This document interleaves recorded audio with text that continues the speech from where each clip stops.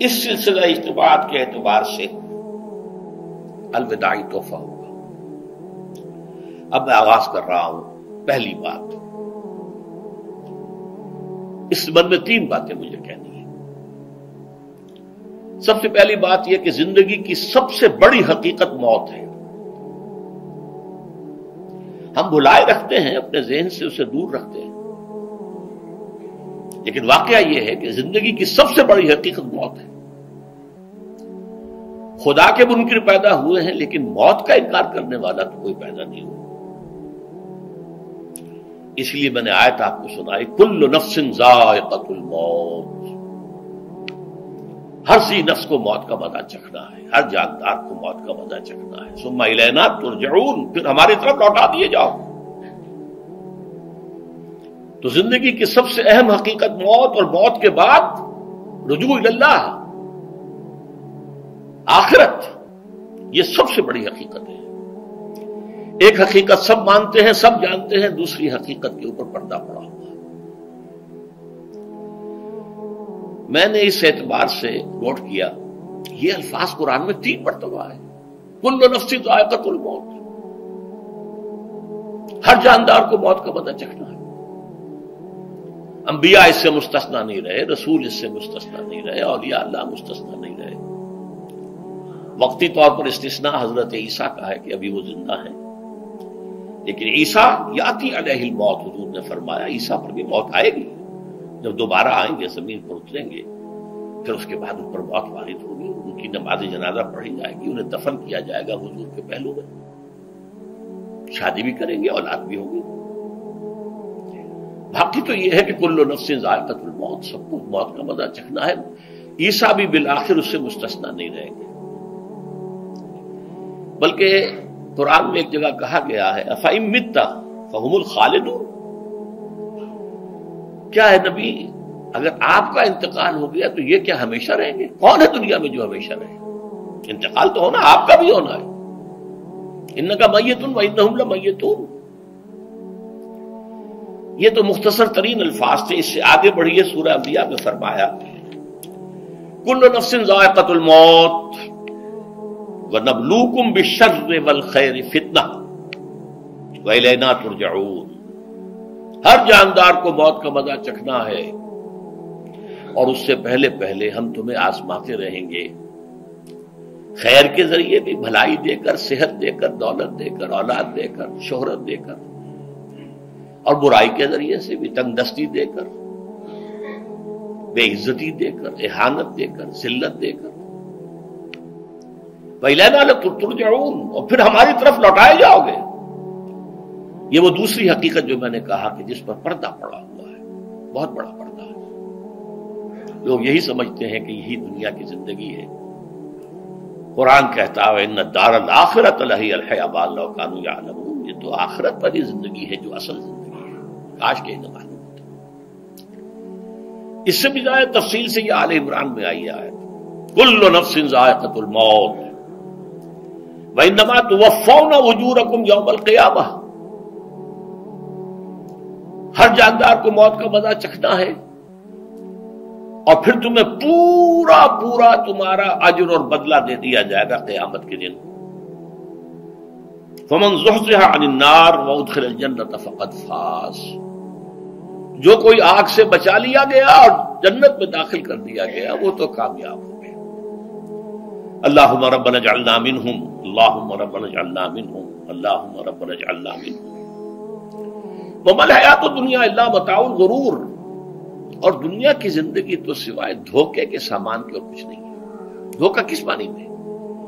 یہ تمہیں اصل زندگی سے غافل کر دیتی ہے۔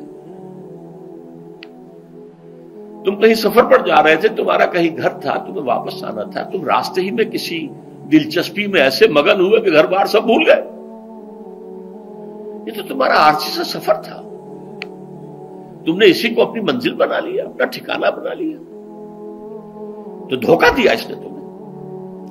ویسے دنیا کی زندگی دھوکہ نہیں ہے، بڑی حقیقت ہے، اس لیے کہ حضور نے فرمایا انما الدنیا مزرعۃ الآخرہ، یہ دنیا آخرت کی کھیتی ہے، یہاں بو گے تو وہاں کاٹو گے، یہاں کچھ کمائی کرو گے تو وہاں اس کا بدلہ ملے گا۔ اس اعتبار سے دنیا بہت بڑی حقیقت ہے، ایک ایک لمحہ بہت بڑی قیمتی شے ہے، لیکن اگر یہ دنیا تمہیں آخرت سے غافل کر دے تو اس سے بڑا دھوکے باز ہو کوئی نہیں۔ یہ اصل دجال ہے۔ میں نے تقریباً 60 برس کی عمر کو جب میں پہنچا تھا تو موت کا انتظار شروع کر دیا تھا۔ میرے قریبی احباب کو معلوم ہے، میں کہتا رہا، یہ بھی کہتا رہا کہ بھائی میں اپنے حصے کا کام کر چکا ہوں، جتنی صلاحیت اللہ نے دی تھی، جتنی بھی میرے اندر استعداد تھی، میں اس کو بھرپور طریقے پر استعمال کر چکا ہوں۔ دم واپسی برسر راہ ہے عزیز و اب اللہ ہی اللہ ہے، یہ میرا معاملہ رہا ہے 60 برس کی عمر سے۔ اس کے بعد اللہ نے مزید 14 برس دیے ہیں۔ یہ نافلۃ لک کے درجے میں کہتا ہوں، اس کا اللہ کا عطیہ خصوصی ہے، نفل ہے، ہمیشہ کہتا رہا ہوں۔ مسنون زندگی تو 61 برس ہے ہمارے حساب سے۔ علامہ اقبال کے بارے میں سنا ہے کہ رویا کرتے تھے کہیں میری عمر حضور کی عمر سے زیادہ نہ ہو جائے۔ وہ 6 مہینے کم ہی رہی ہے حضور کی عمر سے۔ جو حضور کی عمر تھی وہی حضرت ابو بکر کی، وہی حضرت عمر کی، وہی حضرت علی کی۔ ہاں، حضرت عثمان 82 برس کے ہوئے ماشاءاللہ۔ پھر یہاں کے مجددین میں سے وہی عمر حضرت شیخ احمد سرہندی کی، وہی شاہ ولی اللہ دہلوی کی۔ ہاں، شیخ عبدالحق محدث دہلوی رحمۃ اللہ علیہ 82 برس کی عمر۔ لیکن یہ میں کہا کرتا تھا مسنون عمر تو 61 برس ہے، جسے ہم 63 کہتے ہیں، وہ اصل میں ہمارے حساب سے 61 بنتا ہے۔ وہ 63 قمری ہے، جو 9 دن کم ہے قمری سال جو ہے وہ شمسی سال سے۔ بہرحال میں اس وقت سے منتظر تھا، لیکن جو بھی وقت اللہ نے دیا ہے اللہ کا شکر ہے، وہ مفید کاموں میں لگا ہے۔ ان میں خاص طور پر میں سمجھتا ہوں کہ اللہ کا مجھ پر سب سے بڑا احسان، اور مجھے پر نہیں، بہت بڑے پیمانے پر لوگوں پر جو احسان ہوا ہے، وہ میرا 1998 کا دورہ ترجمہ قرآن جو کراچی میں ہوا تھا۔ 1998 کے مارچ میں میرا بڑا آپریشن ہوا، دونوں گھٹنے تبدیل کیے گئے، لیکن 98 کے آخر میں، حالانکہ میں چل نہیں سکتا تھا، کراچی میں مسجد جو ہے اونچی ہے، دوسری منزل پر ہے، تو خاص ریمپ بنایا گیا جس کے ذریعے میں ویل چیئر پر مجھے لے جایا جاتا تھا۔ میں نے درس دیا۔ اس درس کی گزشتہ چند سالوں سے پوری دنیا میں جو گونج ہوئی ہے اللہ کے فضل و کرم سے، اللہ کا کوئی حکمت خداوندی اس کے ساتھ وابستہ ہے۔ اس میں میرے کسی کام کو دخل نہیں ہے، میری کسی کوشش کو دخل نہیں ہے۔ میں نے تو جو درس میں دیتا آ رہا تھا سن 85 سے دورہ ترجمہ قرآن، البتہ یہ بات ضرور ہے کہ میں نے محسوس کیا تھا کہ سن 98 کے اس درس میں دورہ ترجمہ قرآن کے مجھے خصوصی انشراح حاصل تھا۔ میری ساری گفتگو کا حاصل کیا ہے؟ دیکھیے، نظریاتی تحریکوں کا تعلق اشخاص سے نہیں ہوتا، ٹھیک ہے، کوئی اس کا داعی ہوتا ہے، کوئی اس کا مؤسس ہو جاتا ہے، کوئی اس کا آغاز کرنے والا ہوتا ہے، لیکن نظریاتی تحریک افراد سے وابستہ نہیں ہوتی۔ افراد آتے چلے جاتے ہیں اپنا اپنا حصے کا کام کر کے، جس کو جتنا مقدر ہے، جتنی اللہ تعالیٰ کی طرف سے توفیق ہے، وہ اپنا کام کرے گا، چلا جائے گا۔ یہ چمن یوں ہی رہے گا اور ہزاروں جانور اپنی اپنی بولیاں سے بول کر اڑ جائیں گے۔ مبارک ہیں وہ لوگ جنہیں قرآن کی بولی بولنا نصیب ہو جائے۔ وَإِنْ يَحْسَبُ أَنِّي مِنْهُمْ، مجھے گمان ہے، اللہ کا فضل ہے کہ میں ان میں سے ہوں، میں نے قرآن کی بولی بولی ہے، اور قرآن مجید کو جیسا کہ وہ ہے ایز اٹ از، اپنے کو مذمومہ خیالات، اپنے کوئی ذہن سے زائدہ نظریات کو میں نے اس میں دخل نہیں دیا، جسے انگریزی میں آپ آبجیکٹیولی کہتے ہیں، خالص معروضی طور پر قرآن کو پڑھا ہے، قرآن کو قرآن سے سمجھا ہے، یا پھر سیرت رسول سے سمجھا ہے۔ میں لفظ سنت کی بجائے سیرت استعمال کر رہا ہوں۔ قرآن مجسم حضور تھے صلی اللہ علیہ وسلم، اور حضور کی سیرت اور حیات جو ہے وہ قرآن مجید کی اصل تفسیر ہے۔ یہ حقیقت بھی بہت کم لوگوں کے علم ہے۔ وہ احادیث کا نام تو لیتے ہیں، احادیث بھی ہے، سیرت بھی تو احادیث ہی سے ہمیں ملتی ہے، لیکن میں خاص طور پر سنت یا حدیث کی بجائے سیرت کا استعمال کرتا ہوں۔ قرآن کی 2 سورسز ہیں، قرآن خود اور سیرت رسول صلی اللہ علیہ وسلم۔ بہرحال انشاءاللہ العزیز یہ کام بڑھے گا، چلے گا، یہ میں ابھی بعد میں عرض کروں گا۔ دوسری بات جو میں نے آیت پڑھی آپ کو، وَمَن نُعَمِّرْهُ نُنَكِّسُ فِي الْخَلْقِ أَفَلَا يَعْقِلُونَ، بہت بڑی حقیقت زندگی کی یہ بھی ہے۔ جس کی ہم عمر زیادہ کر دیتے ہیں اس کی خلقی صلاحیتوں میں کمی کر دیتے ہیں۔ موٹی بات ہے، بڑھاپا آئے گا، ہمیشہ کی مانی ہوئی بات ہے۔ اگرچہ جوانی میں آدمی بڑھاپے کا تصور نہیں کرتا، لیکن بڑھاپا آنا ہے، یہ بھی ایک حقیقت ہے موت کی طرح۔ غالب نے کہا تھا مزمحل ہو گئے قوائے غالب، اب عناصر میں اعتدال کہاں۔ ایک صاحب نے مجھے شعر سنایا تھا، ابراہیم صاحب تھے ٹونک کے رہنے والے۔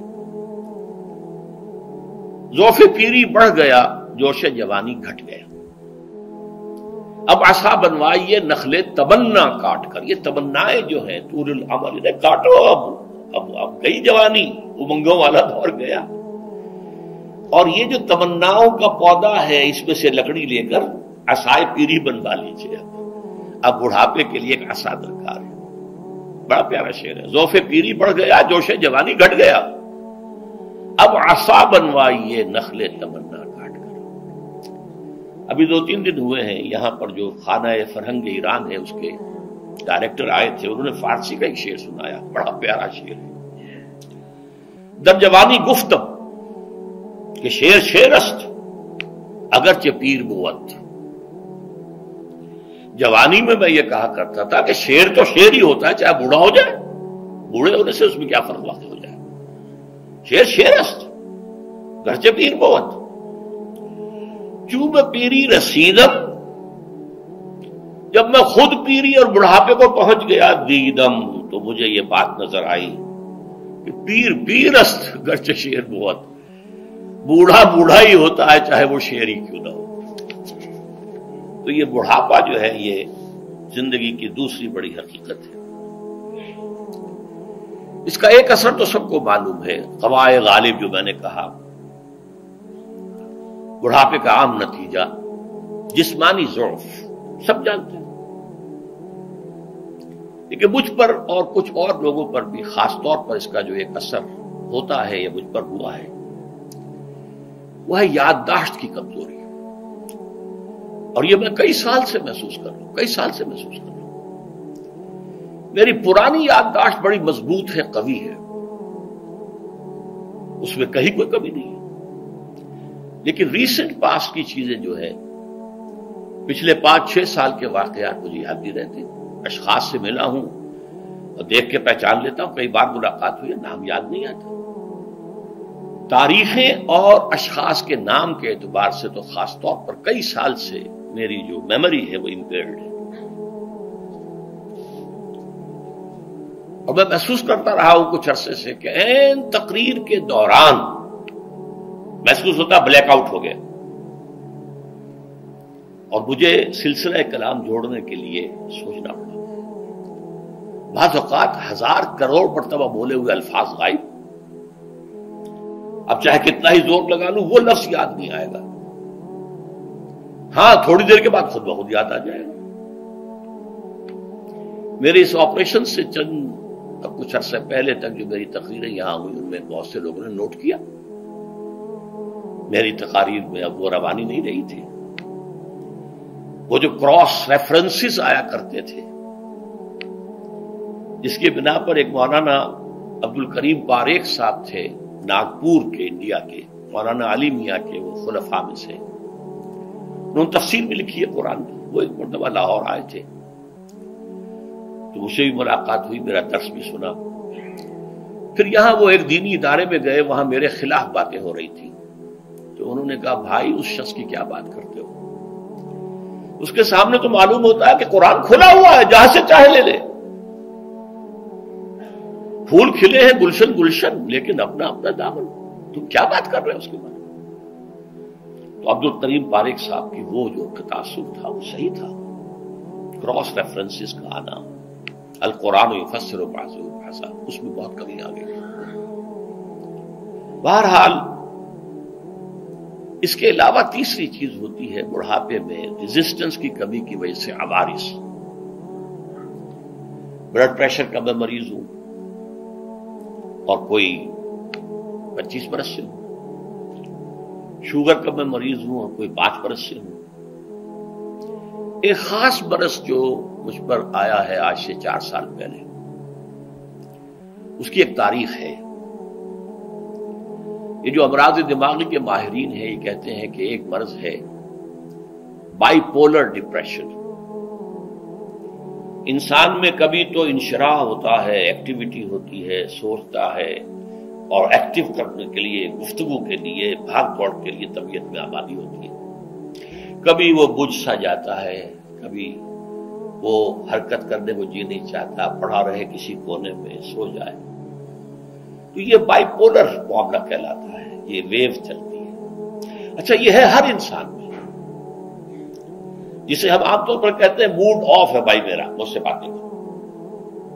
تو یہ موڈ کا آف ہو جانا، آن ہو جانا، یہ عام آدمی میں بھی ہوتا ہے. لیکن جو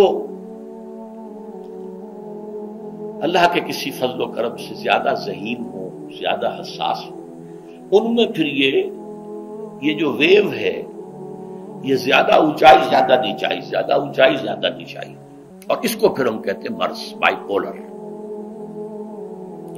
یہ ہمارا خاندانی مرض ہے. والد صاحب کا تھا، بڑے بھائی اظہار احمد صاحب کو ہوا، میری بڑی ہمشیرہ کو ہوا.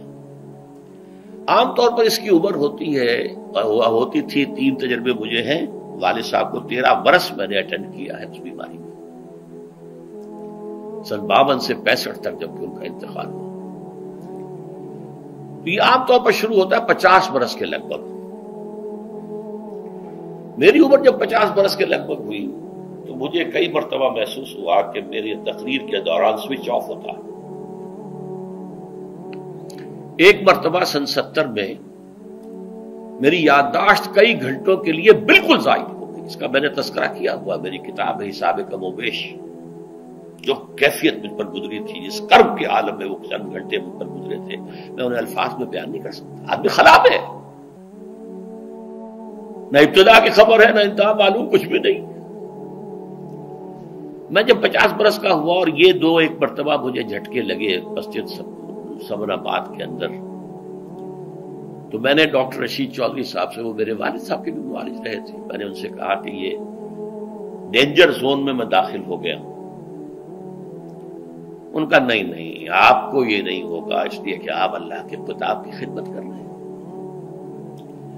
تو ان کی یہ بات تو پارشلی ٹروتھ نکلی کہ 70 برس کی عمر میں مجھ پر یہ 20 برس اللہ تعالیٰ نے مجھے اس میں ایک بونس دے دیا. 70 برس میں ظہور ہوا. اس کا ایکسائٹنگ کاز بنا ہے افغانستان میں جو حادثہ ہوا طالبان کے ساتھ. اتنا صدمہ مجھے تھا، ایک دم بیٹھ گیا. یہ چیز جو ہے ابھی کنٹینیو کر رہی ہے.